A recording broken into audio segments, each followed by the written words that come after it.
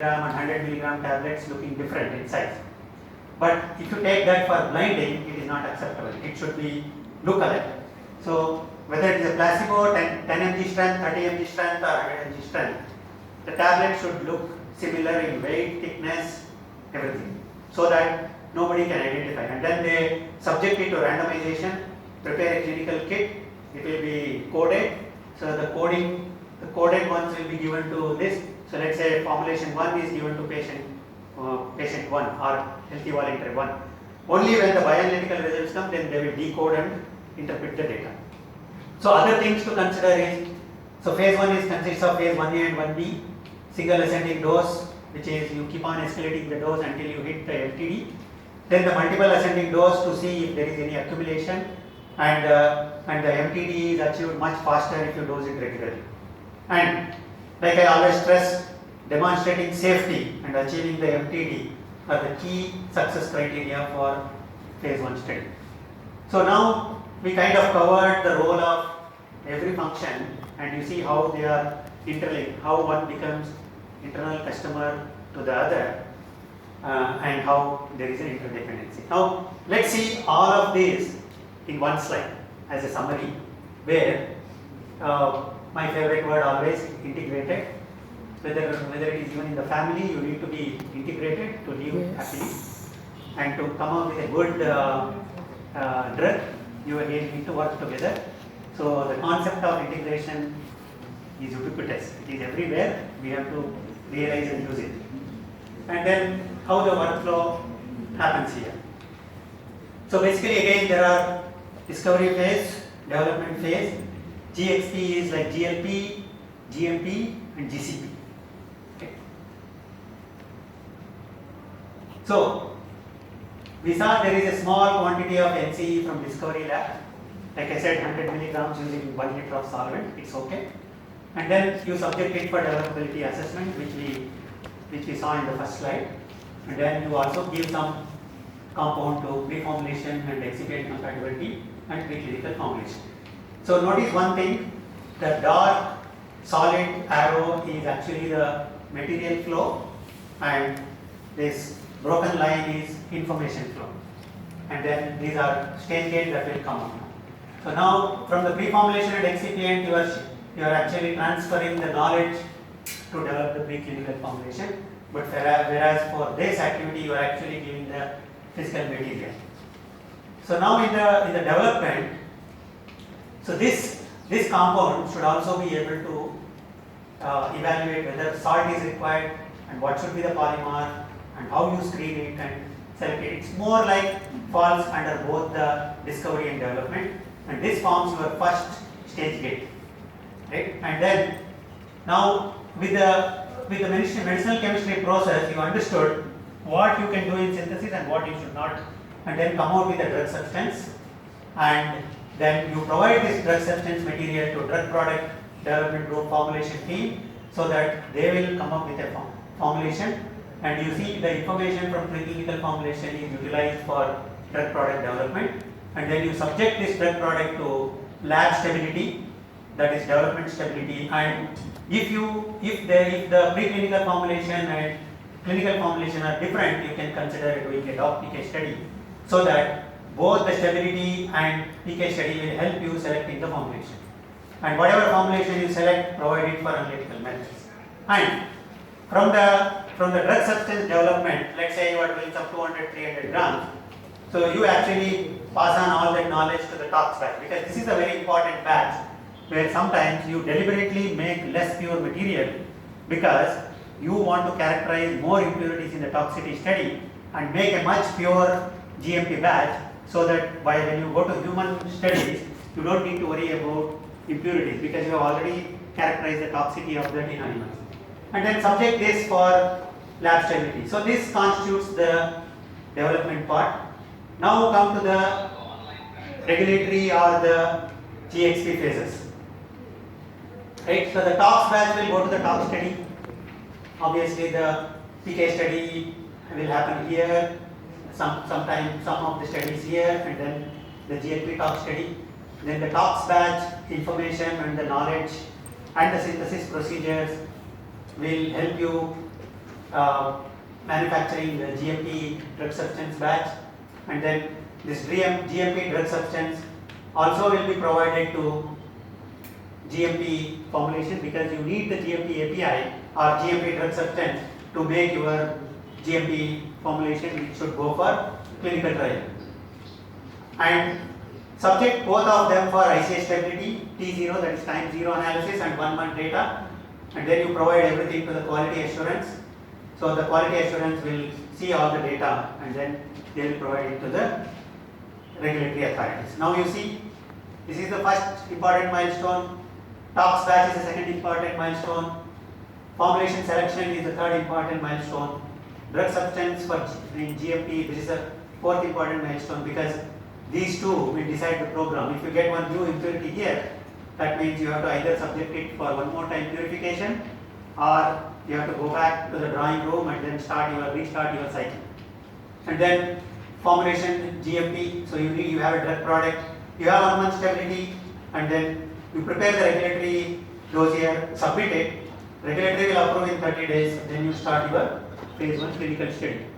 So the way the material flows, the way the information flows, and the way you define your milestones and stage gates, and then there should not be there should not be a looking back. For example, you select, yes, this is the hydrochloride salt and this is the polymorph X or Y, then you need to stick to that decision, at least until the completion of phase 1. So this is the integrated CMC workflow model for the early phase development. And that's all. If there is time, we can go through case study, but otherwise, happy to take questions. One case study. So let me 10 minutes of the real case study.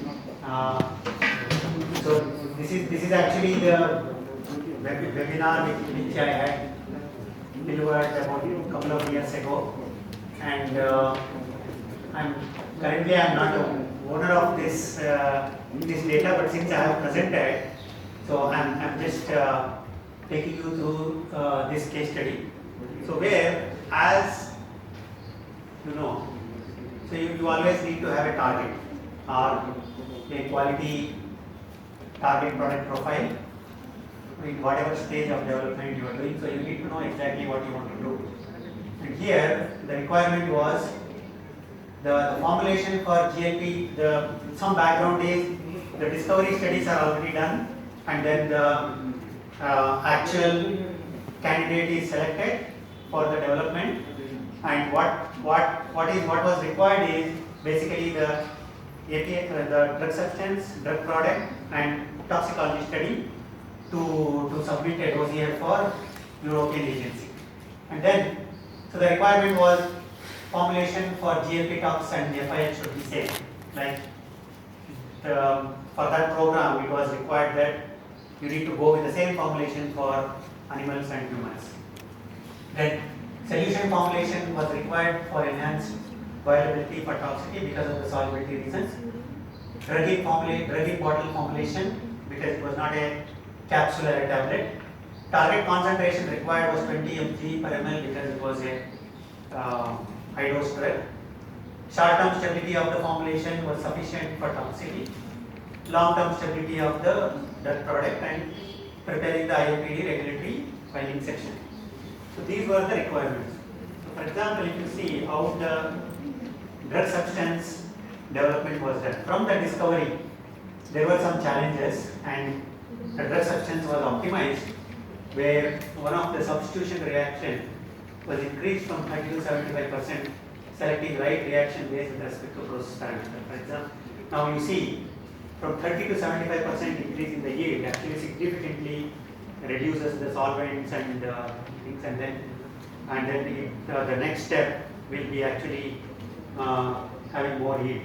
Then Suzuki coupling reaction introduced in step 3 to control palladium. So usually palladium is a catalyst, you all know. So this palladium, if you are introducing in the last step, then sometimes you may not be able to hit the 10 ppm level in the final API. So it's always better to include it in the N-1, N-2 or N-3 steps, so that you continuously subject it for purification to the next step, and thereby it is easy to remove the palladium type. And selectivity of Grignard reagent increased from 70 to 95% because by using lithium chloride. So these are all the changes that were done compared to the discovery process. So that's exactly how the development works. And then what were the key accomplishments? So the purity of all development and GMP batches was achieved more than 98%, 0.5%. But as I mentioned earlier, the purity of tox batch was deliberately achieved at 97.5 to qualify higher levels of impurities. Because once you qualify the impurities in tox, then you are free. Then you have less risk in the phase 1 API, in phase 1 drug substance. So when the polymorph screening was done, stable dihydrate form was obtained, and anhydrous form was also possible, but it was very low. So tox lot was physically and chemically stable for 6 months. GMP campaign was successfully manufactured. So this is the overall drug substance development, how it was done. Now let's go to physicochemical properties. So the pKa was 4.2, which was a basic pKa. Log P was high. Permeability is good. pH solubility by shake flask method, you see at 25 degrees. So you see it's only 1.6 milligrams or 1.5 milligrams, and exactly 2 units below the pKa, that is at pH 2, it starts plateauing because there is more unionized species here, and hence you don't see the solubility. So now with the pH solubility profile, you understand that the drug is highly soluble in gastric fluid. You need to have a solution formulation because you need 20 mg per ml, which is not there here. And with aqueous formulation, it is not possible. And probably the site of absorption also could be early part of the stomach, and then maybe early duodenum because of the surface area, but mostly it may happen. And then the Cmax and the Tmax will anyway tell you where it was absorbed. And then crystalline properties, anhydrous and dihydrate forms were identified.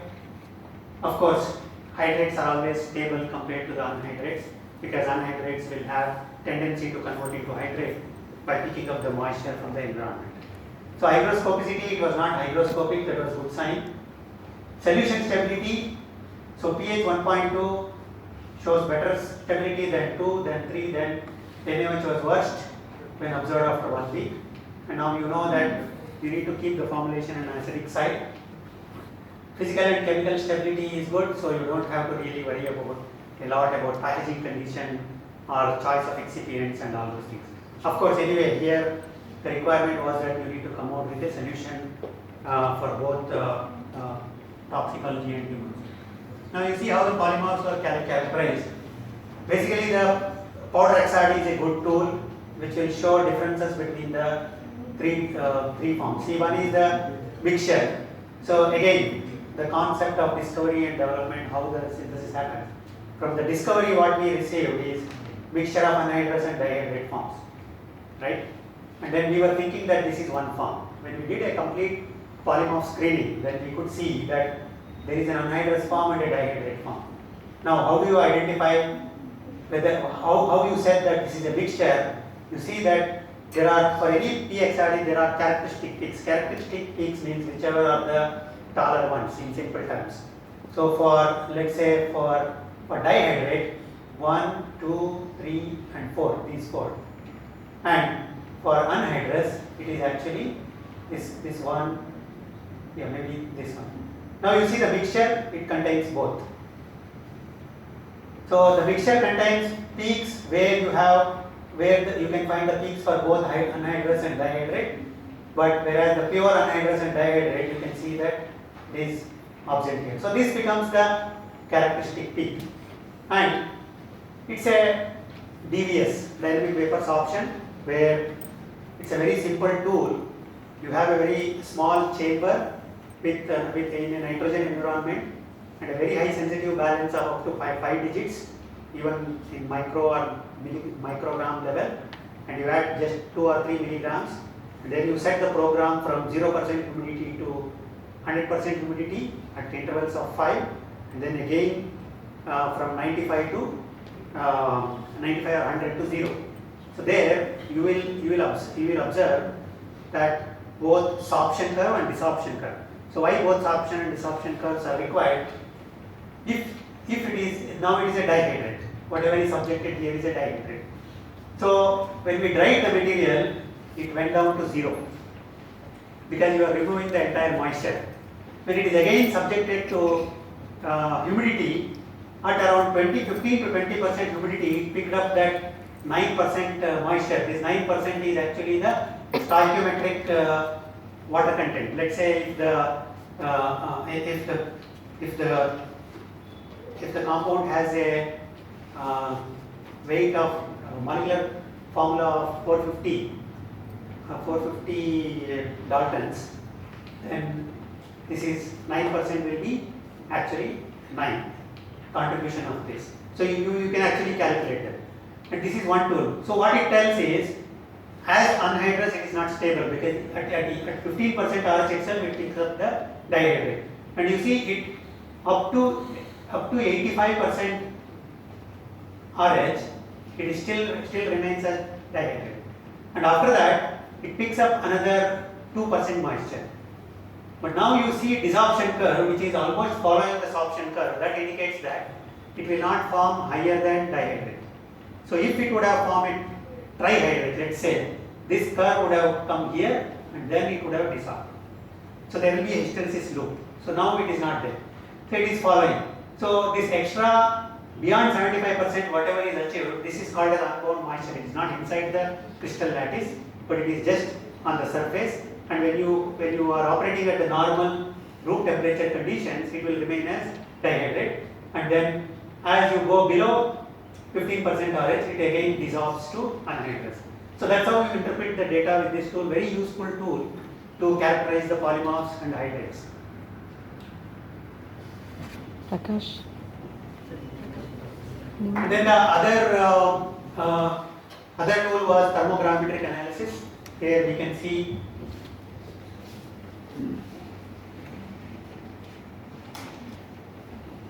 there is exactly 9% loss, and after that it is a degradation. So this indicates that XRD, DVS and TGA confirms that dihydrate is the compound and then that is stable as a dihydrate. Now, so this is the pharmacokinetics in rat. So where you see both the suspensions and solution was used at 100 milligrams per kg solution and suspension.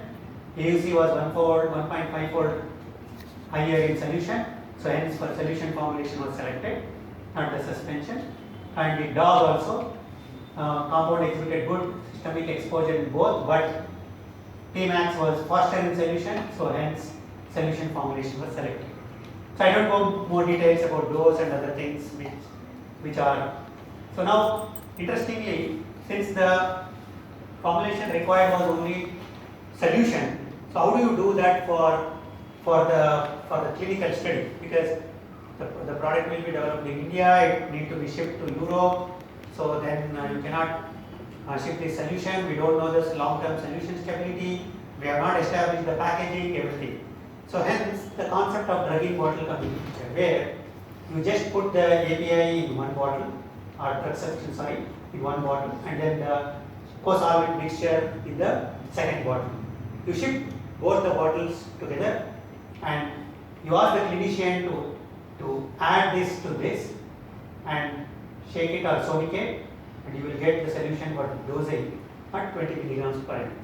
The advantage of this formulation is very simple, no formulation development.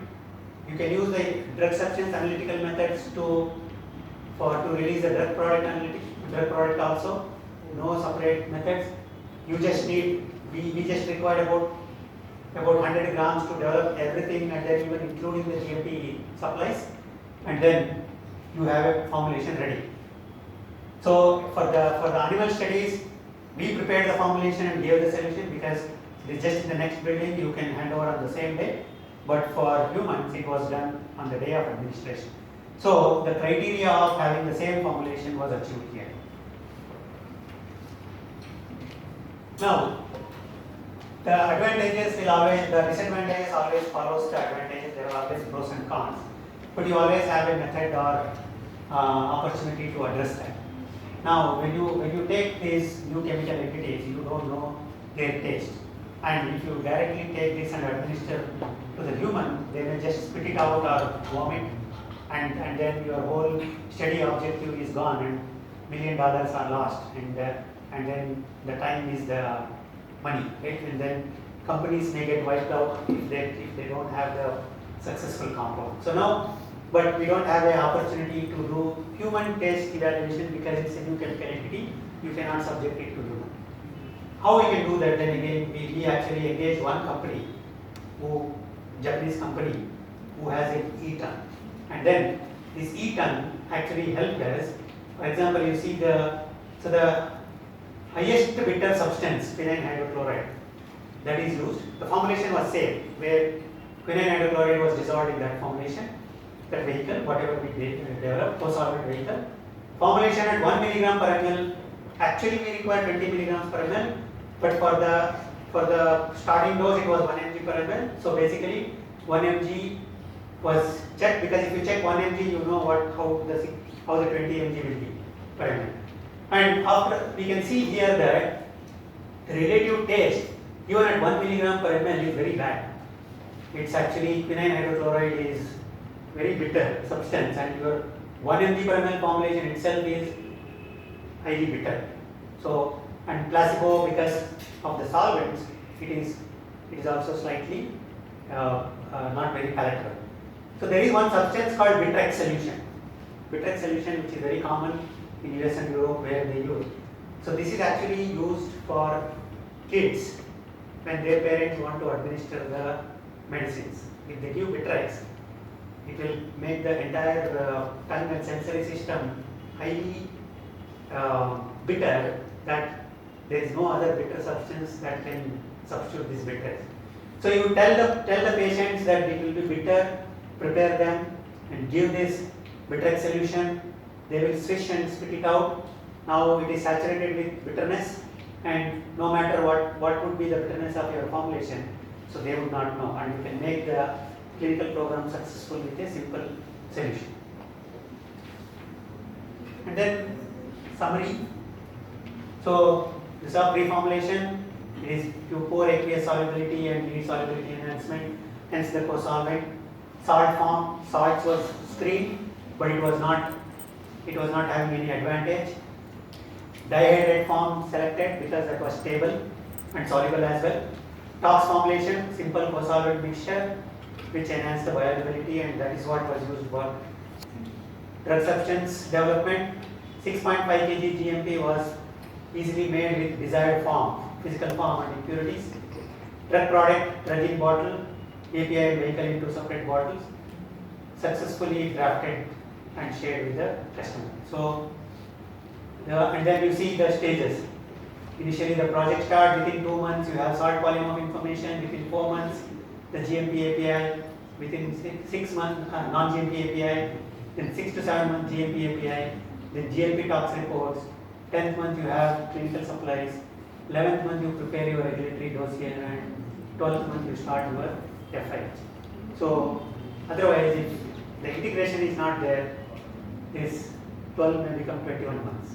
So that's how you can really do the drug development. And once again, thanks for providing this opportunity, Bhavya, and if there are any questions that I can answer today or later.